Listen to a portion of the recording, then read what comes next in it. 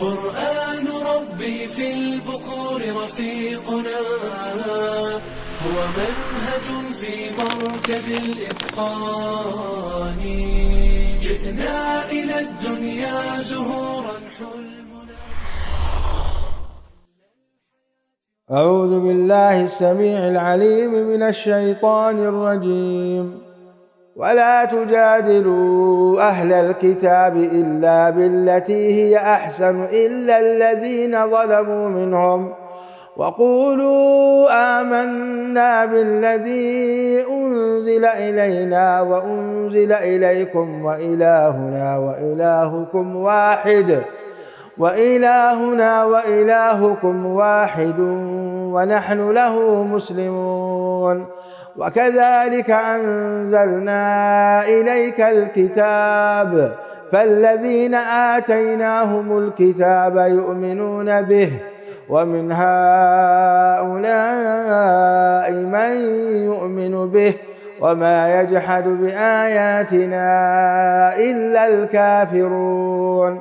وما كنت تتلو من قبله من كتاب ولا تخطه بيمينك إذا لارتاب المبطلون، بل هو آيات بينات في صدور الذين أوتوا العلم وما يجحد بآياتنا إلا الظالمون. وقالوا لولا أنزل عليه آية من ربه قل إنما الآيات عند الله وإنما أنا نذير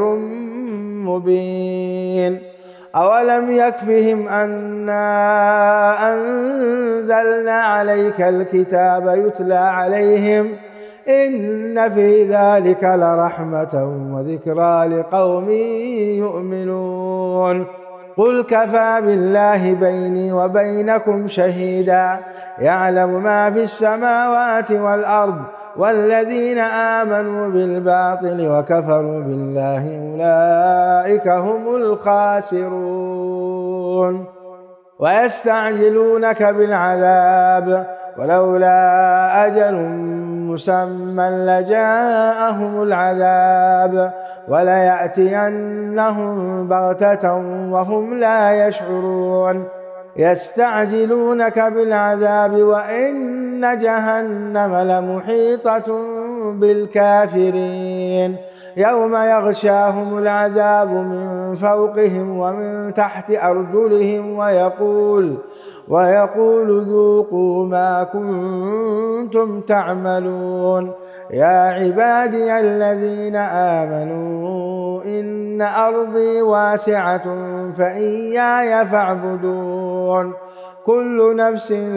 ذائقة الموت ثم إلينا ترجعون. والذين آمنوا وعملوا الصالحات لنبوئنهم من الجنة غرفا تجري من تحتها الأنهار خالدين فيها نعم أجر العاملين الذين صبروا وعلى ربهم يتوكلون. وكأين من دابة لا تحمل رزقها الله يرزقها وإياكم وهو السميع العليم. ولئن سألتهم من خلق السماوات والأرض وسخر الشمس والقمر ليقولن الله فأنى يؤفكون. الله يبسط الرزق لمن يشاء من عباده ويقدر له إن الله بكل شيء عليم. ولئن سألتهم من نزل من السماء ماء فأحيا به الأرض من بعد موتها ليقولن الله قل الحمد لله بل أكثرهم لا يعقلون.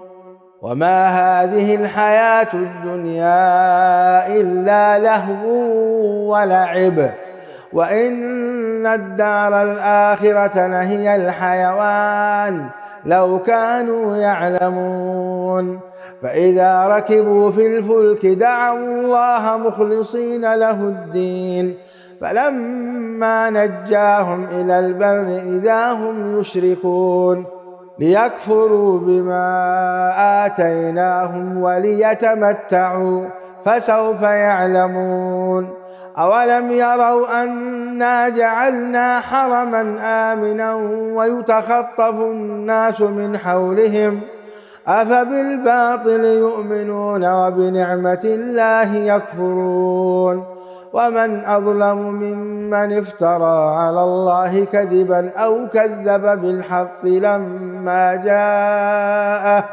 أليس في جهنم مثوى للكافرين. والذين جاهدوا فينا لنهدينهم سبلنا وإن الله لمع المحسنين. بسم الله الرحمن الرحيم. ألف لام ميم. غلبت الروم في أدنى الأرض وهم من بعد غلبهم سيغلبون في بضع سنين لله الأمر من قبل ومن بعد ويومئذ يفرح المؤمنون بنصر الله ينصر من يشاء وهو العزيز الرحيم. وعد الله لا يخلف الله وعده ولكن أكثر الناس لا يعلمون ظاهرا من الحياة الدنيا وهم عن الآخرة هم غافلون. أولم يتفكروا في أنفسهم ما خلق الله السماوات والأرض وما بينهما إلا بالحق وأجل مسمى وإن كثيرا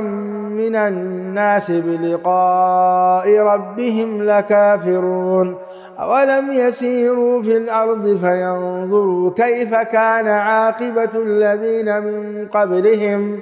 كانوا أشد منهم قوة وأثاروا الأرض وعمروها أكثر مما عمروها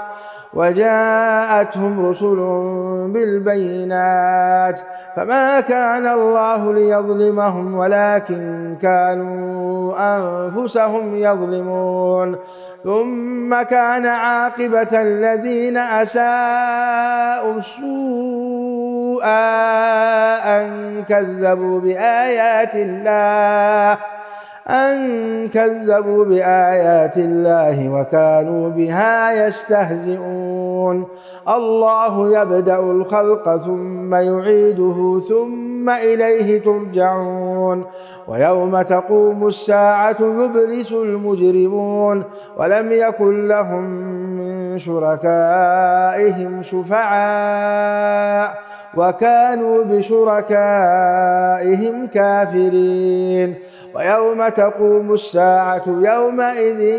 يتفرقون فأما الذين آمنوا وعملوا الصالحات فهم في روضة يحبرون وأما الذين كفروا وكذبوا بآياتنا ولقاء الآخرة فأولئك في العذاب محضرون. فسبحان الله حين تمسون وحين تصبحون وله الحمد في السماوات والأرض وعشيا وحين تظهرون. يخرج الحي من الميت ويخرج الميت من الحي ويحيي الأرض بعد موتها وكذلك تخرجون. ومن آياته أن خلقكم من تراب ثم إذا أنتم بشر تنتشرون. ومن آياته أن خلق لكم من أنفسكم أزواجا لتسكنوا إليها وجعل بينكم مودة ورحمة إن في ذلك لآيات لقوم يتفكرون ومن آياته خلق السماوات والأرض واختلاف ألسنتكم وألوانكم إن في ذلك لآيات للعالمين ومن آياته منامكم بالليل والنهار وابتغاؤكم من فضله إن في ذلك لآيات لقوم يسمعون ومن آياته يريكم البرق خوفا وطمعا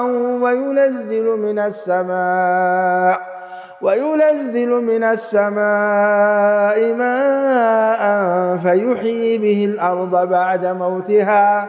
إن في ذلك لآيات لقوم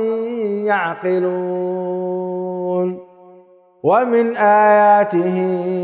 أن تقوم السماء والأرض بأمره ثم إذا دعاكم دعوة من الأرض إذا أنتم تخرجون وله من في السماوات والأرض كل له قانتون وهو الذي يبدأ الخلق ثم يعيده وهو أهون عليه وله المثل الأعلى في السماوات والأرض وهو العزيز الحكيم ضرب لكم مثلا من أنفسكم هل لكم مما ملكت أيمانكم من شركاء فيما رزقناكم فأنتم فيه سواء تخافونهم كخيفتكم أنفسكم كذلك نفصل الآيات لقوم يعقلون بل اتبع الذين ظلموا أهواءهم بغير علم فمن يهدي من أضل الله وما لهم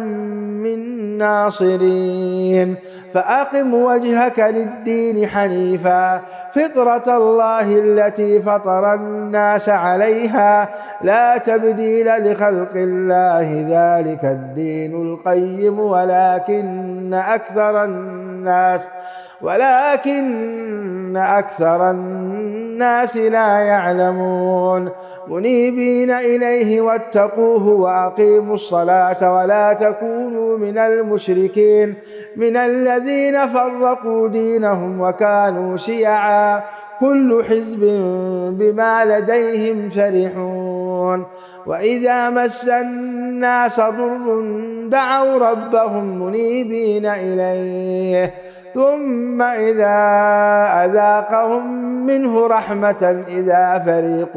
منهم بربهم يشركون ليكفروا بما آتيناهم فتمتعوا فسوف تعلمون أم أنزلنا عليهم سلطانا فهو يتكلم بما كانوا به يشركون وإذا أذقنا الناس رحمة فرحوا بها وإن تصبهم سيئة بما قدمت أيديهم إذا هم يقنطون أولم يروا أن الله يبسط الرزق لمن يشاء ويقدر إن في ذلك لآيات لقوم يؤمنون فآت ذا القربى حقه والمسكين وابن السبيل ذلك خير للذين يريدون وجه الله وأولئك هم المفلحون وما آتيتم من ربا ليربو في أموال الناس فلا يربو عند الله وما آتيتم من زكاة تريدون وجه الله فأولئك هم المضعفون الله الذي خلقكم ثم رزقكم ثم يميتكم ثم يحييكم هل من شركائكم من يفعل من ذلكم من شيء سبحانه وتعالى عما يشركون ظهر الفساد في البر والبحر بما كسبت أيدي الناس ليذيقهم بعض الذي عملوا لعلهم يرجعون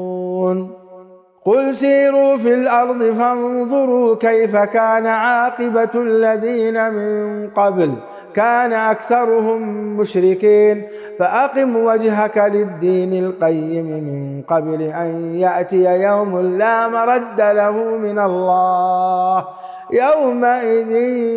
يصدعون من كفر فعليه كفره ومن عمل صالحا فلأنفسهم يمهدون ليجزي الذين آمنوا وعملوا الصالحات من فضله إنه لا يحب الكافرين ومن آياته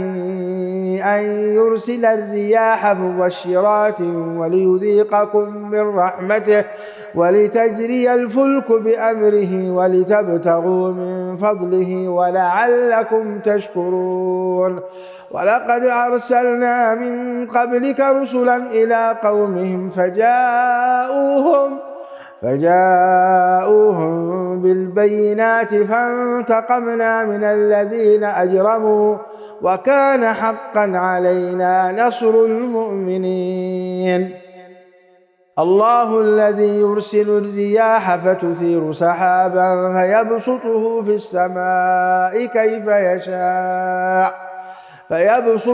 في السماء كيف يشاء ويجعله كسفا فترى الودق يخرج من خلاله فإذا أصاب به من يشاء من عباده إذا هم يستبشرون وإن كانوا من قبل أن ينزل عليهم من قبله لمبلسين فانظر إلى آثار رحمة الله كيف يحيي الأرض بعد موتها إن ذلك لمحيي الموتى وهو على كل شيء قدير ولئن أرسلنا ريحا فرأوه مصفرا لظلوا من بعده يكفرون فإنك لا تسمع الموتى ولا تسمع الصم الدعاء إذا ولوا مدبرين وما أنت بهادي العمي عن ضلالتهم إن تسمع إلا من يؤمن بآياتنا فهم مسلمون الله الذي خلقكم من ضعف ثم جعل من بعد ضعف قوة ثم جعل من بعد قوة ضعفا وشيبة يخلق ما يشاء وهو العليم القدير ويوم تقوم الساعة يقسم المجرمون ما لبثوا غير ساعة كذلك كانوا يؤفكون وقال الذين أوتوا العلم والإيمان لقد لبثتم في كتاب الله إلى يوم البعث فهذا يوم البعث ولكنكم كنتم لا تعلمون فيومئذ لا ينفع الذين ظلموا معذرتهم ولا هم يستعتبون ولقد ضربنا للناس في هذا القرآن من كل مثل ولئن جئتهم بآية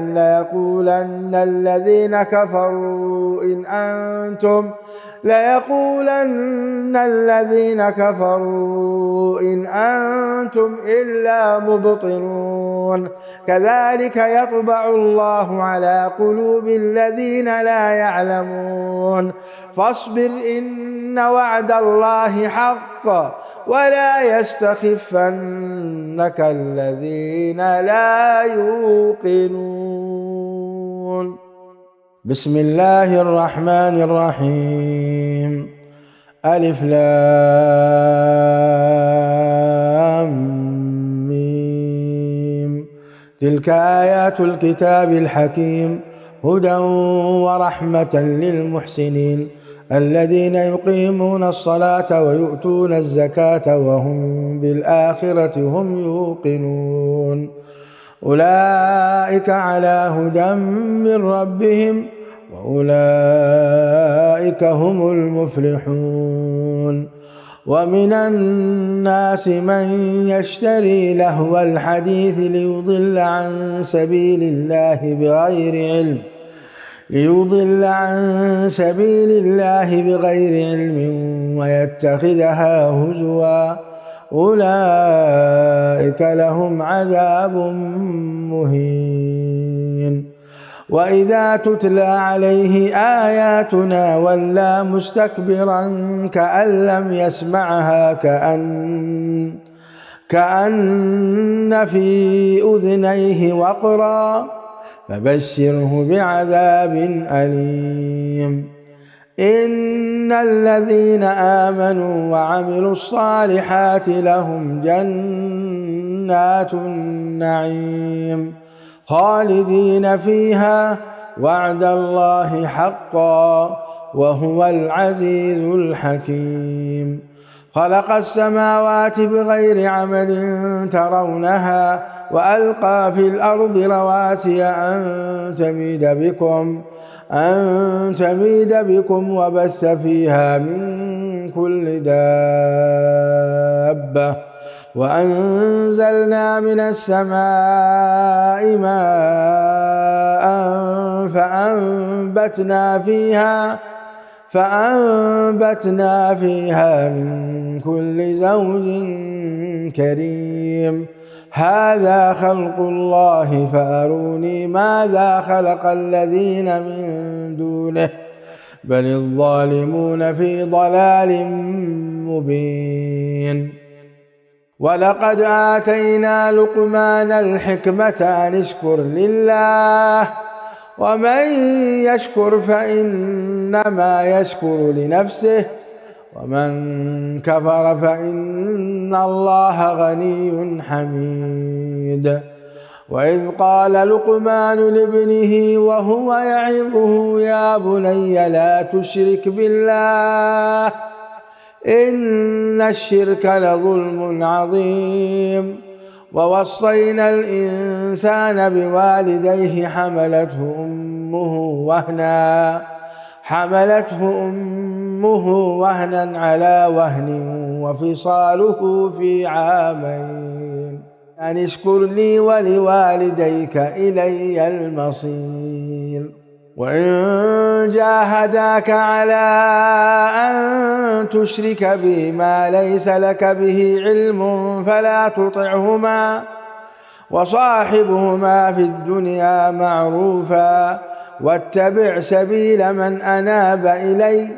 ثم إلي مرجعكم فأنبئكم بما كنتم تعملون يا بني إنها إن تك مثقال حبة من خردل فتكن في صخرة أو في السماوات أو في الأرض يأت بها الله إن الله لطيف خبير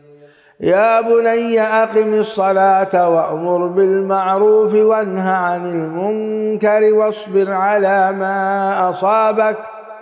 إن ذلك من عزم الأمور ولا تصعر خدك للناس ولا تمش في الأرض مرحا إن الله لا يحب كل مختال فخور واقصد في مشيك واغضض من صوتك إن أنكر الأصوات لصوت الحمير ألم تروا أن الله سخر لكم ما في السماوات وما في الأرض وأسبغ عليكم نعمه ظاهرة وباطنة ومن الناس من يجادل في الله بغير علم ولا هدى ولا كتاب منير وإذا قيل لهم اتبعوا ما أنزل الله قالوا بل نتبع ما وجدنا عليه آباءنا أولو كان الشيطان يدعوهم إلى عذاب السعير ومن يسلم وجهه إلى الله وهو محسن فقد استمسك بالعروة الوثقى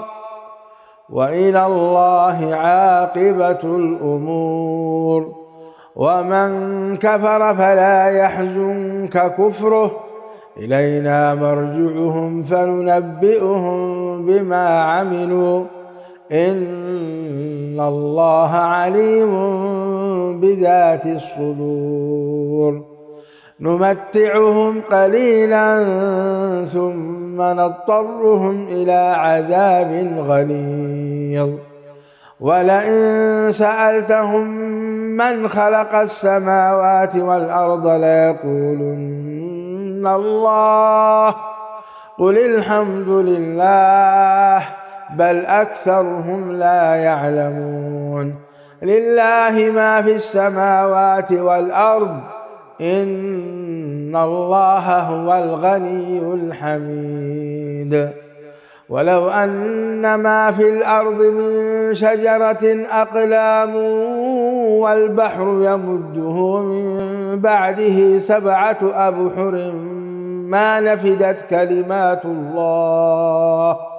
إن الله عزيز حكيم ما خلقكم ولا بعثكم إلا كنفس واحدة إن الله سميع بصير ألم تر أن الله يولج الليل في النهار ويولج النهار في الليل وسخر الشمس والقمر كل يجري إلى أجل مسمى وأن الله بما تعملون خبير ذلك بأن الله هو الحق وأن ما يدعون من دونه الباطل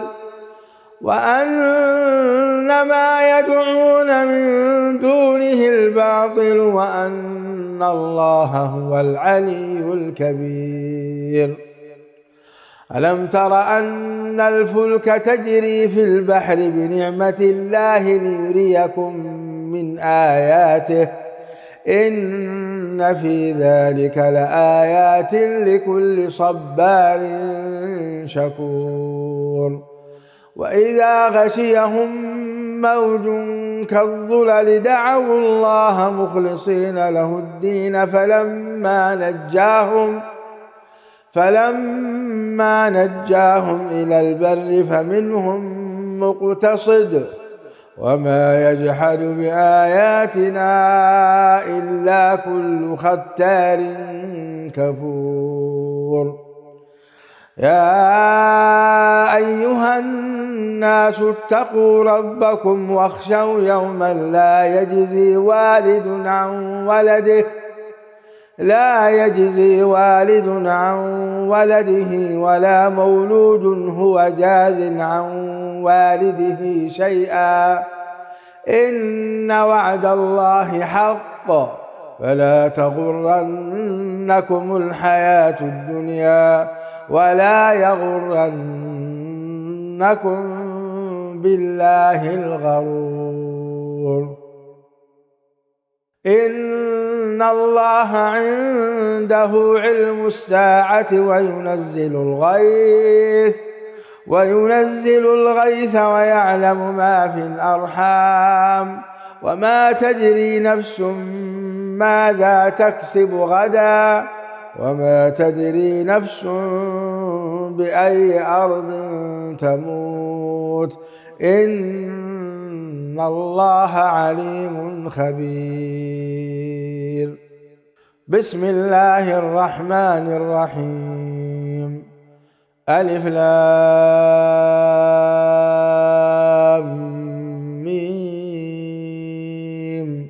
تنزيل الكتاب لا ريب فيه من رب العالمين. أم يقولون افتراه بل هو الحق من ربك لتنذر قوما ما أتاهم من نذير من قبلك لعلهم يهتدون. الله الذي خلق السماوات والأرض وما بينهما في 6 أيام ثم استوى على العرش ما لكم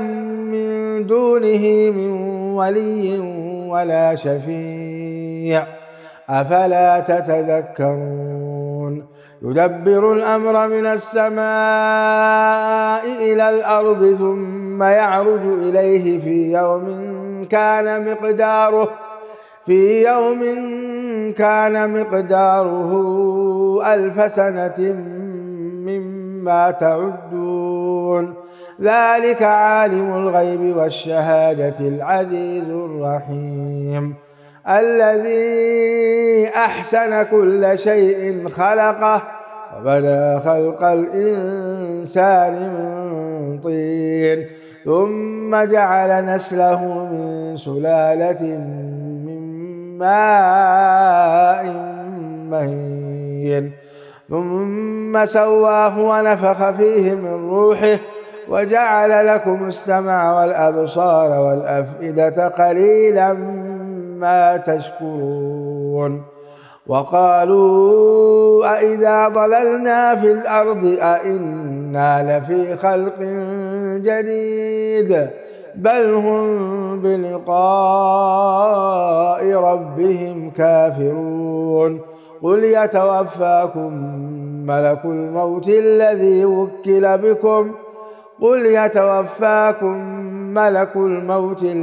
وكل بكم ثم إلى ربكم ترجعون. ولو ترى إذ المجرمون ناكسوا رؤوسهم عند ربهم ربنا أبصرنا وسمعنا فارجعنا نعمل صالحا إنا موقنون. ولو شئنا لآتينا كل نفس هداها ولكن حق القول مني لأملأن جهنم من الجنة والناس أجمعين. فذوقوا بما نسيتم لقاء يومكم هذا إنا نسيناكم وذوقوا عذاب الخلد بما كنتم تعملون. إنما يؤمن بآياتنا الذين إذا ذكروا بها خروا سجدا وسبحوا بحمد ربهم وهم لا يستكبرون. تتجافى جنوبهم عن المضاجع يدعون ربهم خوفا وطمعا ومما رزقناهم ينفقون. فلا تعلم نفس ما أخفي لهم من قرة أعين جزاء بما كانوا يعملون. أفمن كان مؤمنا كمن كان فاسقا لا يستوون. أما الذين آمنوا وعملوا الصالحات فلهم جنات المأوى نزلا بما كانوا يعملون. وأما الذين فسقوا فمأواهم النار كلما أرادوا أن يخرجوا منها أعيدوا فيها وقيل لهم ذوقوا عذاب النار الذي كنتم به تكذبون. ولنذيقنهم من العذاب الأدنى دون العذاب الأكبر لعلهم يرجعون. ومن أظلم ممن ذكر بآيات ربه ثم أعرض عنها إنا من المجرمين منتقمون. يعلمون. ولقد آتينا موسى الكتاب فلا تكن في مرية من لقائه وجعلناه هدى لبني إسرائيل وجعلنا منهم أئمة يهدون بأمرنا لما صبروا وكانوا بآياتنا يوقنون. إن ربك هو يفصل بينهم يوم القيامة فيما كانوا فيه يختلفون. أولم يهد لهم كم أهلكنا من قبلهم من القرون يمشون في مساكنهم إن في ذلك لآيات أفلا يسمعون. أولم يروا أنا نسوق الماء إلى الأرض الجرز فنخرج به زرعا تأكل منه أنعامهم وأنفسهم أفلا يبصرون. ويقولون متى هذا الفتح إن كنتم صادقين. قل يوم الفتح لا ينفع الذين كفروا إيمانهم ولا هم ينظرون. فأعرض عنهم وانتظر إنهم منتظرون. بسم الله الرحمن الرحيم. يا أيها النبي اتق الله ولا تطع الكافرين والمنافقين إن الله كان عليما حكيما. واتبع ما يوحى إليك من ربك إن الله كان بما تعملون خبيرا. وتوكل على الله وكفى بالله وكيلا. ما جعل الله لرجل من قلبين في جوفه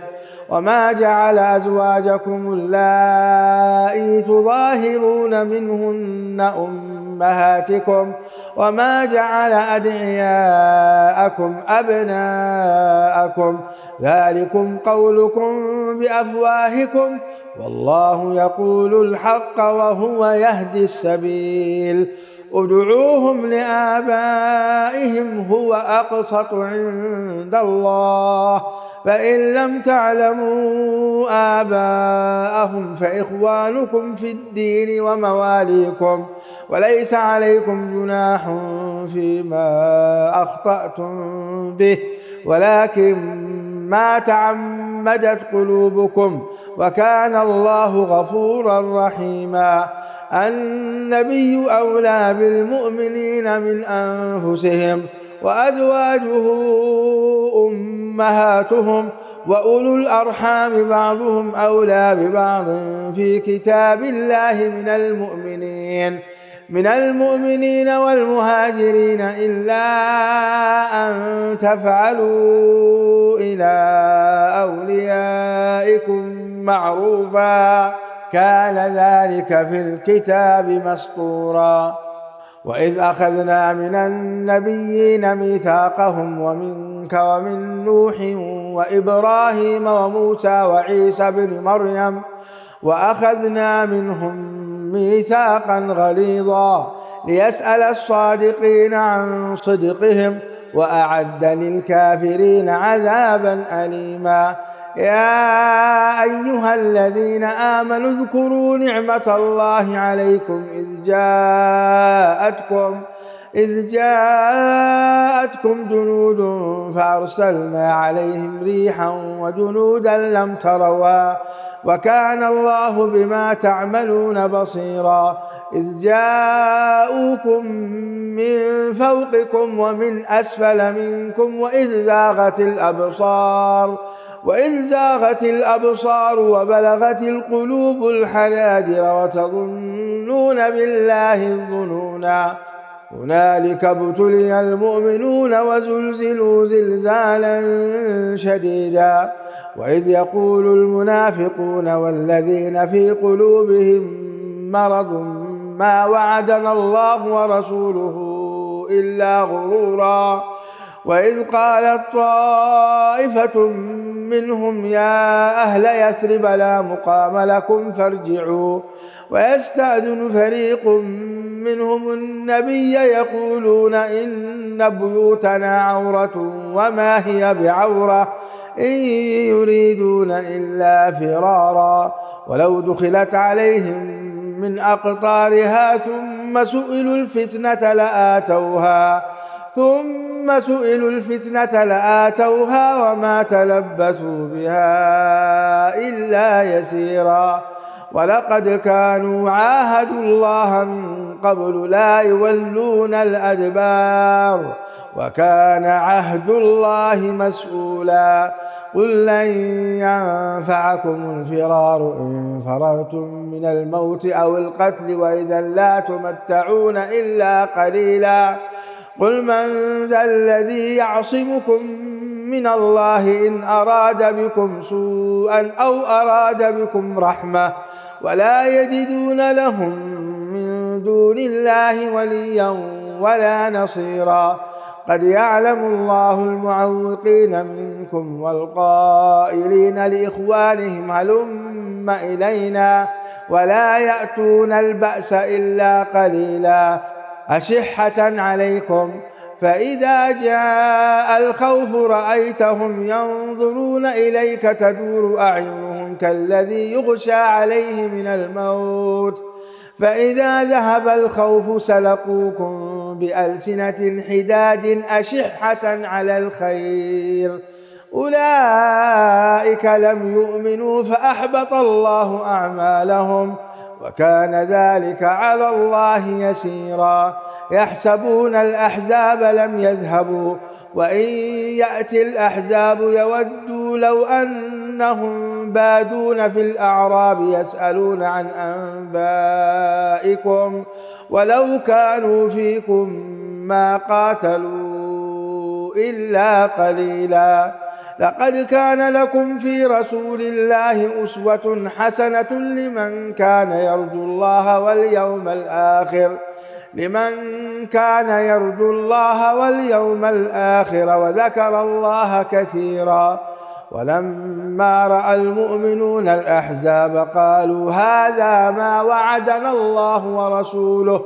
وصدق الله ورسوله وما زادهم إلا إيمانا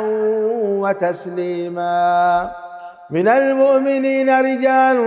صدقوا ما عاهدوا الله عليه فمنهم من قضى نحبه ومنهم من ينتظر وما بدلوا تبديلا ليجزي الله الصادقين بصدقهم ويعذب المنافقين إن شاء أو يتوب عليهم إن الله كان غفورا رحيما ورد الله الذين كفروا بغيظهم لم ينالوا خيرا وكفى الله المؤمنين القتال وكان الله قويا عزيزا وأنزل الذين ظاهروهم من أهل الكتاب من صياصيهم وقذف في قلوبهم الرعب فريقا تقتلون وتأسرون فريقا وأورثكم أرضهم وديارهم وأموالهم وأرضا لم تطئوها وكان الله على كل شيء قديرا يا أيها النبي قل لأزواجك إن كنتن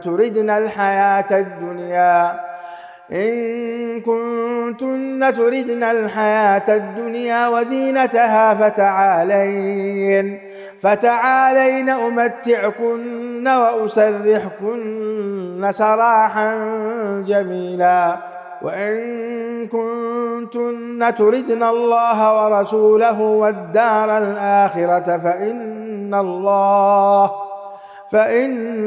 الله أعد للمحسنات منكن أجرا عظيما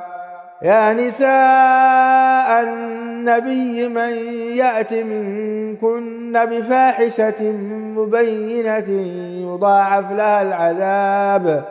يضاعف لها العذاب ضعفين وكان ذلك على الله يسيرا. قرآن ربي في البكور رفيقنا، هو منهج في مركز الإتقان.